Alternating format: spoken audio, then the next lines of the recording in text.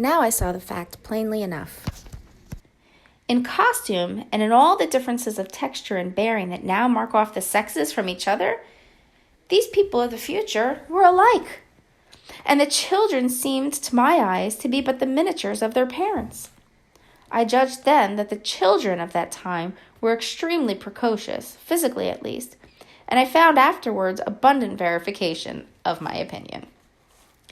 Seeing the ease and security in which these people were living, I felt that this close resemblance of the sexes was after all what one would expect. For the strength of a man and the softness of a woman, the institution of the family and the differentiation of occupations are mere militant necessities of an age of physical force. Where population is balanced and abundant, much childbearing becomes an evil rather than a blessing to the state. Where violence comes but rarely and offspring are secure, there's less necessity.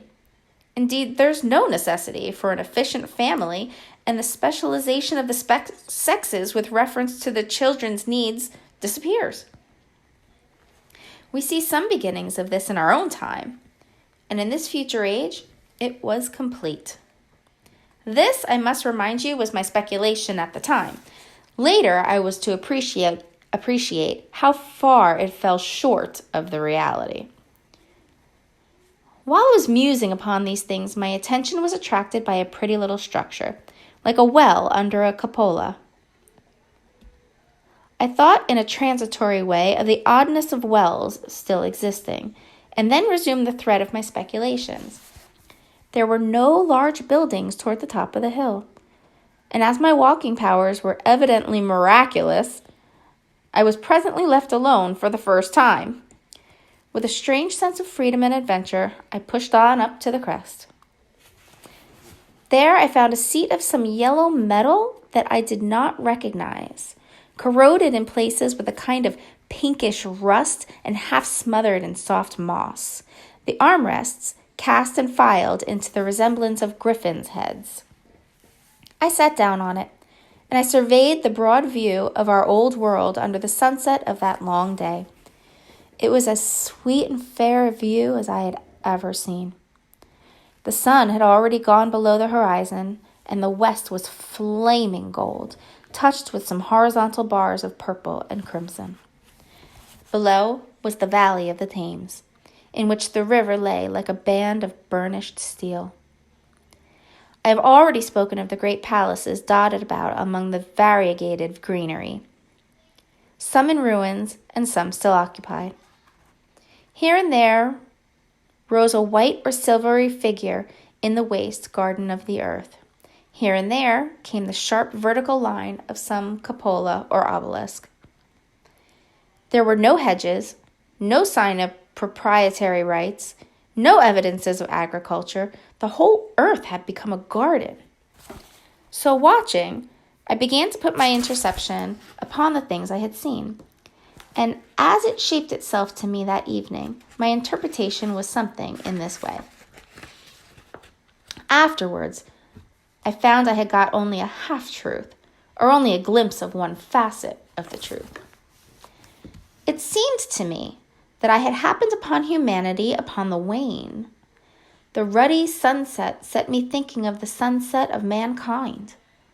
For the first time, I began to realize an odd consequence of the social effort in which we are at present engaged.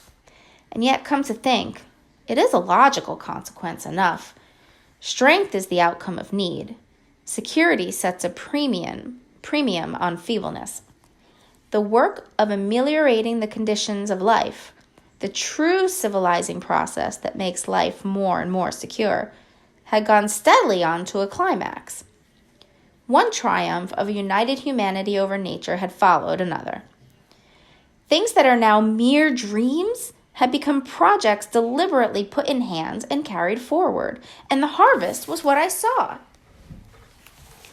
After all, the sanitation and the agriculture of today are still in the rudimentary stage. The science of our time has attacked but a little department of the field of human disease, but even so, it spreads its operations very steadily and persistently. Our agriculture and horticulture, destroy a weed just here and there, and cultivate perhaps a score or so of wholesome plants, leaving the greater number to fight out a balance as they can. We improve our favorite plants and animals and how few they are, gradually by selective breeding. Now a new and better peach, now a seedless grape, now a sweeter and larger flower, now a more convenient breed of cattle. We improve them gradually because our ideals are vague and tentative and our knowledge is very limited. Because nature, too, is shy and slow in our clumsy hands. Someday, all this will be better organized and still better. That is the drift of the current in spite of the eddies. The whole world will be intelligent, educated, and cooperating. Things will move faster and faster towards the subjugation of nature. In the end, wisely and carefully, we shall readjust the balance of animal and vegetable to suit our human needs. This adjustment, I say, must have been done, and done well. Done indeed for all time, in the space of time across which my machine has leapt. The air was free from gnats, the earth from weeds or fungi. Everywhere were fruits and sweet and delightful flowers. Brilliant butterflies flew hither and thither. The ideal of preventative medicine was attained. Diseases had been stamped out. I saw no evidence of any contagious diseases during all my stay. And I shall have to tell you later that even the process of putrefaction and decay had been profoundly affected by these changes. Social triumphs, too, had been affected. I saw mankind housed in splendid shelters, gloriously clothed, and as yet I had found them engaged in no toil. There were no signs of struggle, neither social nor economical struggle. The shop, the advertisement, traffic, all that commerce which constitutes the body of our world was gone. It was natural on that golden evening that I should jump at the idea of a social paradise. The difficulty of increasing population had been met, I guess, and population had ceased to increase. But with this change in condition comes inevitably adaptations to the change. What, unless biological science is a mass of errors, is the cause of human intelligence and vigor?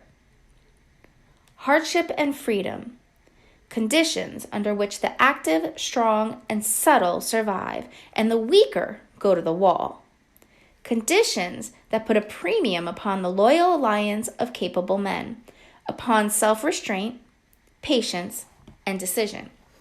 And the institution of the family and the emotions that arise therein, the fierce jealousy, the tenderness for offspring, parental self-devotion, all found their justification and support in the imminent dangers of the young. Now, where are these imminent dangers? There is a sentiment arising, and it will grow, against connubial jealousy, against fierce maternity, against passion of all sorts, unnecessary things now, and things that make us uncomfortable, savage survivals, discords in a refined and pleasant life. I thought of the physical slightness of the people, their lack of intelligence, and those big, abundant ruins, and it strengthened my belief in a perfect conquest of nature. For after the battle comes quiet. Humanity had been strong, energetic, and intelligent, and had used all its abundant vitality to alter the conditions under which it lived, and now came the reaction of the altered conditions. Under the new conditions of perfect comfort and security, that restless energy, that with us is strength, would become weakness. Even in our own time, certain tendencies and desires, once necessary to survival, are a constant source of failure. Physical courage and the love of battle, for instance, are no great help, may even be hindrances to a civilized man. And in a state of physical balance and security, power, intellectual as well as physical, would be out of place. For countless years, I judged there had been no danger of war or solitary violence, no danger from wild beasts, no wasting disease to require strength of constitution, no need of toil.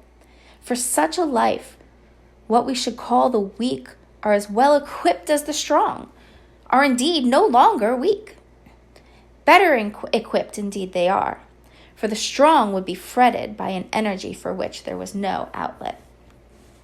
No doubt the exquisite beauty of the buildings I saw was the outcome of the last surgings of the now purposeless energy of mankind before it settled down into perfect harmony with the conditions under which it lived.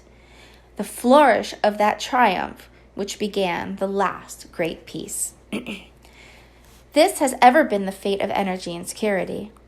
It takes to art and to eroticism, and then come languor and decay.